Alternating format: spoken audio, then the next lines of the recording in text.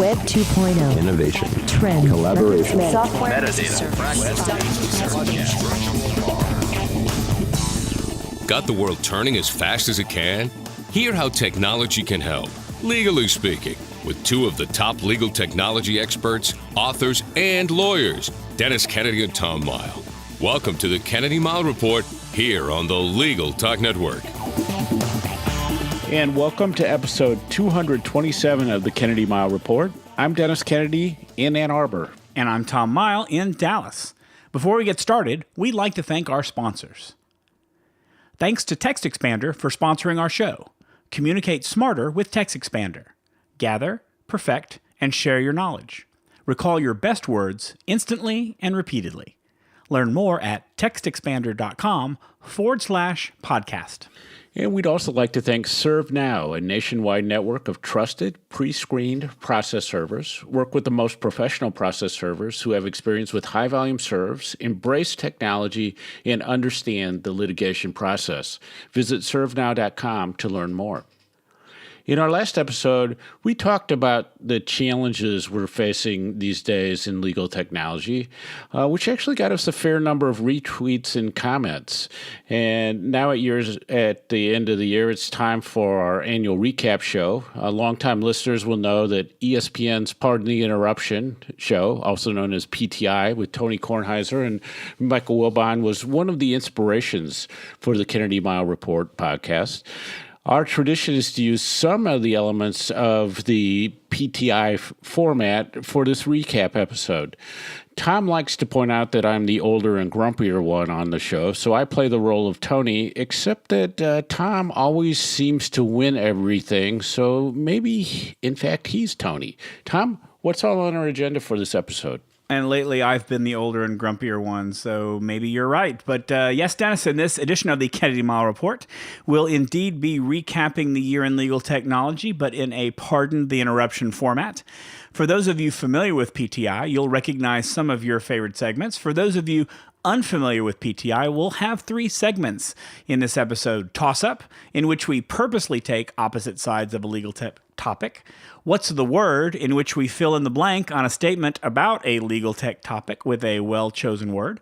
And our own new segment that we're trying to introduce called Buzzword Bingo, in which we categorize a legal tech buzzword as overused, underused, or rightly used. And then we end up with a fast response big finish. To give you a sneak preview of the results, I do win every segment. So let's get started with the toss-up. Some listeners think that Dennis and I agree way too much and that we need to mix it up a little bit more. So in toss-up, we are required to take opposite sides on each topic, and it is painful sometimes for us to do so. But each of us argues his position, and at the end, as you well know, I declare myself the winner. Dennis, are the rules clear? There's no agreeing here. You know, I actually disagree about the rules and the results. In fact, I disagree with the whole system. But here's our first toss-up. So we're seeing that there was $1 billion of venture capital investment in legal tech. So do you think that will accelerate the changes that we see in legal tech? And I say that it will not accelerate the changes. I think $1 billion is a good start. It is sure to have a positive impact. I think it's great. I think even as we're recording today, they announced another. I saw law firms going in and doing some venture capital. But let's be realistic. Legal tech has a long way to go to catch up. It's not something that it can just catch up overnight. Will these investments encourage other VC funders to step in? Maybe. That's what you need to do to accelerate the change. But for now, the investments, I think, are mostly going to accelerate changes for the lucky companies that are receiving the dollars. I think we've got a little bit ways to go for everybody else. You know, I think it will accelerate the change. And Tom, since I wrote the question ambiguously here, here's why I'm going to say that. So I think that the money coming in is going to really push some things forward. I also think it's going to accelerate some shakeouts as well. So obviously not all the money going in will go to winners. And if you use the rule of thumb that less than 10% of venture capital investments go on to success, I think you'll see some shakeout. But I think that money out there is a big incentive to people starting new things. And so I think we're going to see a lot more happening in the world of legal tech in the next 2 years than maybe we have in even the last 5 years. All right, next toss-up. Over this past year, the most interesting legal tech developments are happening in the access to justice area. Dennis, what do you say? Well, I have to disagree with you on that one because I do think there are interesting things happening. The most interesting things are actually happening at the high end and at the low end. So I think the most interesting things to me are happening at the high end because that's where you're seeing the artificial intelligence, the machine learning, the data analytics, robotic process automation, those sorts of things, and a lot of input from clients wanting to see innovative change. So I think that actually where the most interesting things are happening, and in some ways the most mature uses of technology are happening, are actually at the very high end of the legal market. All right. Well, wrong again, because really the most excitement that I am seeing around new legal tech is happening when law students, when others get together for hackathons, for these design thinking exercises. I'm guessing that the vast majority of these hackathons focus on developing apps or services for the access to justice area. They're the biggest underserved market. They're more likely to use self-service, low-cost legal services, and they all got phones. It's also interesting because this whole hackathon access to justice market doesn't rely on all of the late adopting lawyers that we were talking about in the last question to catch up. It's happening in spite of the legal profession's cautious approach to technology. Next up, more than ever, legal professionals should be taking a cautious wait-and-see approach to technology. All right, now you see, I just said the word cautious approach to technology here, so I'm going to say, actually, yes, lawyers should be taking it, but frankly, you get a certain amount of leeway because of the way that you phrase these questions, but I think that the way you phrase this question makes it hard to answer yes, but I'm going to try anyway and say yes, lawyers should take a cautious approach to technology, but not necessarily a wait-and-see approach. Lawyers should never dive headfirst into using a new technology. You've got to learn about it. You've got to find out how it's being used. You've got to test it yourself. But that doesn't mean you need to wait a year or two, as has been the tradition, to see, but before everybody else is using it, to declare that you're ready to try it. So caution, yes. Well, I'm going to take the opposite point of view, although I always use the term prudent approach, which unfortunately we don't have a question in what's the word for, because I like using that word. But I think it's actually time to really press forward. What I would say is you don't want to press forward in everything. I think you want to identify a few things and really put some effort into it, because I think this is a point where you can really step away from the crowd and give yourself some true competitive advantage, really help your clients, and get in on the ground floor of some technologies that are really, really cool. We really sort of agreed on that one. All right, this next one is not really a toss-up, Dennis. What were you thinking when you wrote this one? Hottest new technology or tech trend of 2018? Well, because we needed to disagree, so we have to give different answers. So for me, I think that there's sort of two things that I see as related. And so I think the big thing is data analytics in all its different forms, from small to large. I just think is where lawyers need to be looking at what's going on. If there's one technology to look toward, that's the one. And then another way I look at it, which is related, is that I think we're moving from a world of traditional documents to other forms of data that could be location and other things. And so I think that spending some time thinking about the end of the document era is also one of the hottest places to be. No, really, the hot place to be this year and probably every year is cybersecurity and privacy. There are really a lot of trends to talk about and so many to choose from. I would say maybe not the hottest technology or trend, but it's definitely one of the hottest topics. Our information is more at risk than ever before, not just from hackers, but every day it seems like the companies we choose to share our information with are doing something with it that we didn't expect or that we don't want them to do. The California Consumer Privacy Act, we're seeing the first really big major effort to protect consumer privacy, and I fully expect that more states and even the federal government, if they can get their act together, will follow along in the coming months and years.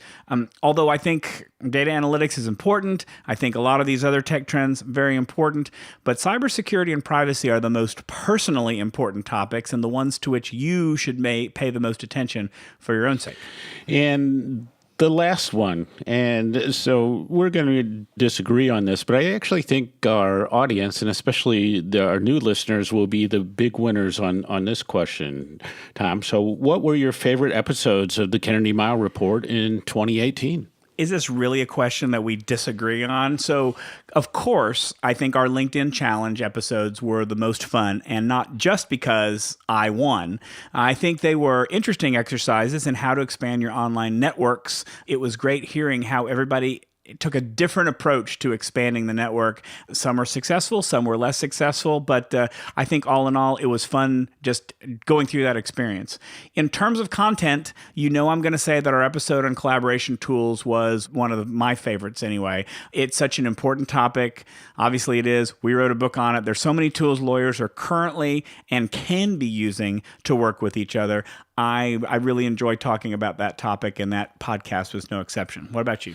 Well, I think the big one for me was the interview we did with Whitney Johnson about her new book and S-curves and disrupting yourself and disruption in general, and just thinking about the legal profession using some business analytical tools. We got a lot of great feedback on that one. And the other one, Tom, this may surprise you, is the one that we did on people, processes, and technology, and where I probably threw out my wildest ideas, and I almost weakened you to convince you a little bit on some of them that I think people that sequence might not be right, and that technology may be a little more important than the process people think. All right, and that's it for Toss Up. And as I predicted early on, I clearly won. You're out of time to respond to that, Dennis, because we've got to move on to our second segment, What's the Word? In this segment, we've got a sentence about a legal topic with a blank in it. Each of us has to come up with the best word to fill in the blank. Dennis, what is the first sentence? The combination of an ethical duty of technology competence and the Florida bar, and now the North Carolina bar, moving to require technology CLE, minimum technology CLE, is having a or an blank impact on the legal profession. That wasn't a long sentence at all. So I'm going to say it's having an uncertain impact on the legal profession. I think it's a great start. I think the fact that both Florida and North Carolina are doing this is great. And as I will talk about more, technology training for lawyers is so long overdue and something that should be happening many, many years ago. Not sure that these two states are going to persuade others to require technology training, considering right now only 34 states have adopted the requirement of technology competence. That means 16 states, including my own home state of Texas, have nothing. Considering that only 34 have adopted that duty of technology competence, I'm just not holding my breath. Dennis, what about you? I was going to use the word inchoate to get that sense of it was just starting, but it seems sort of too obscure a word. So I'm going to go with minimal, actually, because I just don't see a lot that's happening yet. I have not seen there's been any lawyer discipline for not being technologically competent. And I suspect there might be one or two out there who would be in danger of that. So I think it's had a minimal impact so far. I think the outside pressures on the profession are probably going to drive technology more than these things. I think it is a good thing to provide education in a structured way, obviously, but I just think it's had minimal impact so far. All right, here's our next sentence, Dennis. The intersection of cybersecurity and collaboration is the most blank in legal tech. I say unnerving, because I think that when we started talking about this and we did a presentation on it, I was surprised, and I think you were, of how the audience was itself surprised at how complex cybersecurity becomes once you start to add multiple players, multiple platforms, and multiple ways of interacting. So I think that Cybersecurity in itself is kind of a scary topic, but I think that it is unnerving. It kind of shakes you up to think of the layers of complexity you can add as you start to collaborate with people on the same side as you are and on the opposite side of the equation. Well, and the word for me is dangerous. It's the most dangerous in legal tech. I think it's hard to find one word that adequately fits, but that one works for me. I think that when legal professionals collaborate, especially outside of their practice or their company, there is a tendency to either place the collaboration ahead of security or place such an emphasis on security that collaboration is either impossible or ineffective. Understanding not only personal security is really important, you've got to understand how your security affects everyone that you're collaborating with. And I think this is an area that's got a lot of potential for harm as that cybersecurity topic becomes more important and lawyers are increasingly using new technologies to collaborate. I think that the possibility for danger there is pretty strong. Next up, the one new technology, I guess it can be new or it could be a little bit older, all lawyers should be learning about is... Okay, I can't believe I'm going to say this, but the word I chose is blockchain. I know. I just fainted. I know. In a minute, I'm going to tell you that blockchain is an overused term, but I'm going to also admit that's an incredibly important technology that really have some real implications about how lawyers practice, from being able to execute and manage contracts, from managing financial transactions to, finding ways to better authenticate our identities, the death of passwords or better identity management. Although I don't completely understand it myself, I really think that this is going to impact the practice of law, not necessarily just for big firm lawyers, which means everybody really needs to understand it and understand what it can do or what it has the potential to do for their practice. And I'm going to the well again and using the single word data analytics, which I jammed together by saying really fast. So I think it's the combination of all these different sources of data, Internet of Things, databases, all the things that you worry about when you talk about privacy, for example, and then how we look at those and derive meaning from that. So data analytics, one word, is my answer there. All right, next sentence. Teaching legal tech to law students is blank. Dennis. I used the single hyphenated word momentum gaining. So I just taught a class where we did a lot of legal technology at Michigan State and its law school.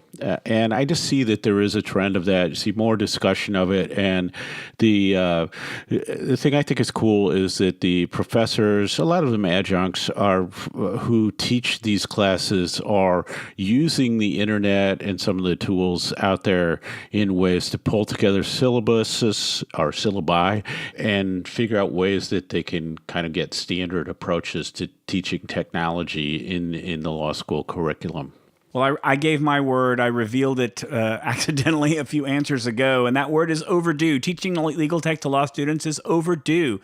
This is a soapbox I have not gotten off of for more than 10 years. And what's interesting between then and now is that law students are more than ever digital natives. They are born into technology. They're comfortable with it. They don't have the same excuses that older generations have about not understanding or not having grown up with technology, but that doesn't mean that they know what technology is available for lawyers, how to use it the right way, how to be effective. You cannot expect technology competence if we're going to have an expectation that there's competence without teaching that competence to lawyers. I mean, see my comments about Florida and North Carolina. This is something that should have been happening a long, long time ago. And that's it for What's the Word, and I've racked up another Tom-mythic victory. Wait. Sorry, Dennis, we've got to go to a break before we move on to our next segment. Let's take a quick break for a message from our sponsor.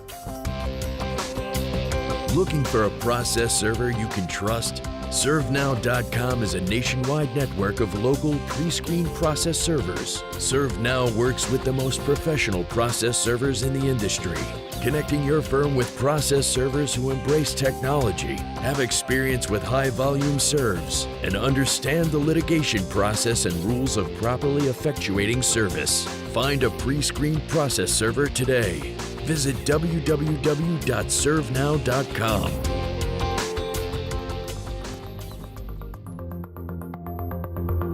Text Expander is a productivity multiplier. Lawyers love Text Expander because with a short abbreviation or search while typing, Text Expander can produce cover emails for invoices or signing instructions, insert templates for consistent meeting notes, perform accurate date math on the fly, and instantly present things you retype all the time.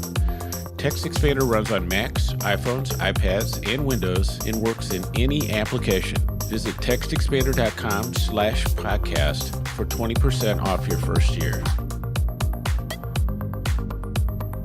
And now let's get back to the Kennedy-Mighell Report. I'm Tom Mighell. And I'm Dennis Kennedy, and I'm starting to have some doubts about the judging on the show. Do I get to throw a challenge flag? No, you do not. It is time for our new segment idea. We're calling it Buzzword Bingo. Want to talk a little bit more about it, Dennis? Tom, this is a new innovation for us that may disrupt the whole podcasting platform. We're going to mention a 2018 legal tech buzzword and categorize it as underused, overused, or just rightly used. Buzz away on the first topic. All right, Dennis, the first topic is artificial intelligence. So I think that it is actually a little bit underused these days because I think there's a lot more going on in the world. I just saw this tremendous list of all these things happening in artificial intelligence. And if you just read sort of legal commentary and what's going on in the legal field, you would think like artificial intelligence is boring. People shouldn't pay attention to it. We're all worried about robot lawyers. But there is a whole lot happening here, and I think that people are a little bit wary of jumping in and talking about artificial intelligence, in part because there are a lot of subtleties to artificial intelligence. But I actually think in the last 6 months it's become an underused term, but a more important area to be looking at. Okay, I am going to give a preview and tell you that every single one of these terms that we're going to talk about, in my opinion, is horribly overused, but then I'm going to qualify myself. So artificial intelligence, overused, all we hear about it all the time. It's used so often. I think it's probably hard for people to understand that AI is now part of most of the technologies that people are already using. Your smartphone is one of the best examples of artificial intelligence. I will tell you, I have a new feature that I just absolutely love about my Google phone is that there's a little swipe up on the screen and it will show you 5 apps. And what it can do is that it literally predicts based on the time of day or even the day of the week what apps I might need to use at that time. And I have a shopping list app, and every Sunday at noon when I go to the grocery store, that app is waiting for me. And that's artificial intelligence doing that. So even though it's overused, I think that might not be a bad thing. And if AI is so great, how come it autocorrects my words wrong all the time? Still making progress. I agree. Next up, everyone's favorite buzzword, blockchain. Totally overused. All I hear is blockchain all the time. But you know what? Again, not a bad thing. Like I mentioned above, I think blockchain may be the technology lawyers need to know the most about. So it may be that you can't hear about it often enough until you understand what it is and how it may be able to help you deliver legal services in the future. Dennis, here's the next topic. The next topic is, oh my gosh. Hey, wait, don't I get to say that I think it's underused? Oh, no, I'm sorry. I went straight on to the next topic. Do we want to take a break for that? Do we want to? No, I think we should just leave it going because it shows your way of bending the rules so that you win everything. You're probably going to say, because I didn't answer that one, that you won this segment too. I think that's a fair point. You know, it's in that underused, maybe just rightly used. I think people are getting a better feel for it, sort of understanding the, where it makes sense, and also becoming aware of, what I've always said. But my time at MasterCard changed my perspective on this. So I'm aware of what's going on in identity, in payments, in chain of title, authentication, all those sorts of things. And I think that if you just look purely in the legal silo and say, I don't get where blockchain is going to change things dramatically, I can see how you might do that. But I would also say people would say that about the internet itself in the early days. They definitely said it about blogging and other things like that. So from time to time, there's some new technology. I think the potential of blockchain is so great that I hate when people are just purely dismissive of it without dealing with some of the things that I've seen that are already happening. A lot of it, to be fair, outside the U.S. and in some specialized areas. All right. Our next topic, our next term is the dreaded innovation. Dennis? I love innovation. I do struggle with the way that it can be used. And again, it's another thing where people say innovation and they dismiss it with the back of the hand. So I probably think innovation is probably in the sort of just rightly used area these days. So some positives, some negatives in the discussion, but I think there's a realization that change has to happen. It needs to be practical. It needs to be customer focused. And I think that if you go to the traditional sources on innovation outside the legal profession, I think you're going to see what the potential there is and how probably in legal we're not quite to where it needs to be, and we sort of have a limited view of what innovation might be. So I have a question. My question is there an option above overused? Because I've got to say, I am so tired of how often this term is used and what it's used for. Not because it's not important. I mean, there are a lot of good people who are proposing and developing new ways to deliver legal services, and that properly comes under the umbrella of innovation. But I think that so many people are out there applying it where it doesn't really have any meaning. Saying that you're in innovation, it doesn't make any sense to me saying that I'm in innovation. Just tell me what you're working on, or you're just saying words as far as I'm concerned. I just think saying legal tech innovation is so broad that it's almost meaningless. We really need, I think, better definitions. I think it's not enough to just say innovation. I think it has to mean more than that, because I think it's been used so much that I'm numb to it all. I just don't understand it because it's used so freely and for so many things that really aren't about innovation.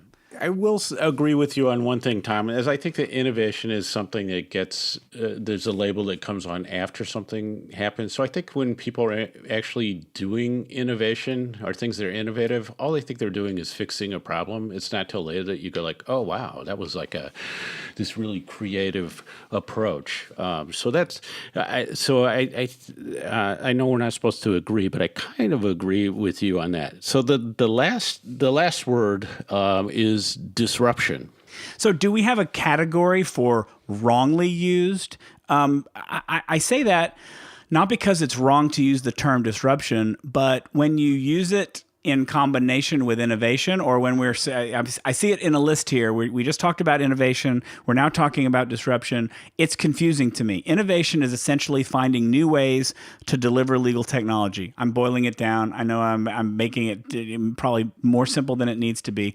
But disruption is essentially a subset of that, creating something new to get rid of something old. So an innovation may be disrupting, but a disruption is always going to be an innovation, right? I'm just thinking about all these words is exhausting, so please let's end this thing and finish. Tell us where you think it's overused, underused, or rightly used. I think it's underused these days, but I think that's a good thing because people are now going back to, because they got so burned out on it that and realized that they were using in ways that didn't make any sense. And so I think people are actually going back to figure out what it means. And I think our podcast with Whitney Johnson was great because she really did a great job of explaining what disruption is in the classic theory. And so I think there is this element of disruption that it happens at the very low end, where people aren't seen as competitors and the existing players don't care about the slices people are taking out of what could be their work.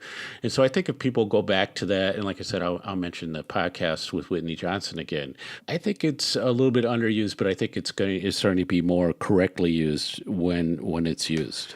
All right. Well, after a hard-fought segment, I won again, and that's no buzzword, folks. And I think now it's time to move on to our big finish. Dennis, we're going to answer 6 questions in 60 seconds. Here's number 1 for you, Dennis. What's the best legal tech book? Always a winner every year. The Lawyer's Guide to Collaboration Tools and Technologies. 2nd edition definitely should be on your gift list for lawyers this year.